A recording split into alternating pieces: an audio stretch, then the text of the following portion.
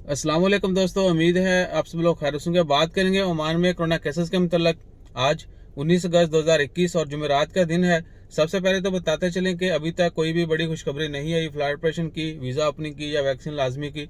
Hopefully उम्मीद कर रहे हैं कि जल्द जो है कोई ना कोई बड़ी खबर आएगी इंशाल्लाह ताला खैर। और पिछले 24 घंटों में 186 कोरोना के केस रिपोर्ट हुए, 7 वफात हुई।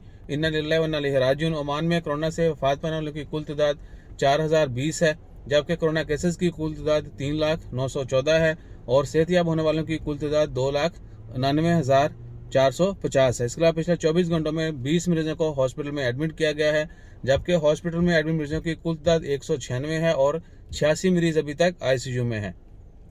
दुआ करें अल्लाह ताला तमाम मरीजों को, खा वो किसी भी मर्ज में मुबतला हूँ, जल्द से जल्द शिफाए कामला अता फरमाए। और जो लोग वफात पा चुके हैं अल्लाह ताला उनकी मगफिरत फरमाए, उनके वाकिन को सब्र जमील अता करे। इसके अलावा कोई मेजर अपडेट नहीं है अभी तक। जैसे कोई अपडेट आती है इमीडिएटली शेयर करेंगे। अपना ख्याल रखिएगा, दुआ में याद रखिएगा और हमारा ख्याल रखने के लिए लाइक शेयर सब्सक्राइब कीजिएगा। जज़ाकल्लाह, अल्लाह हाफिज़।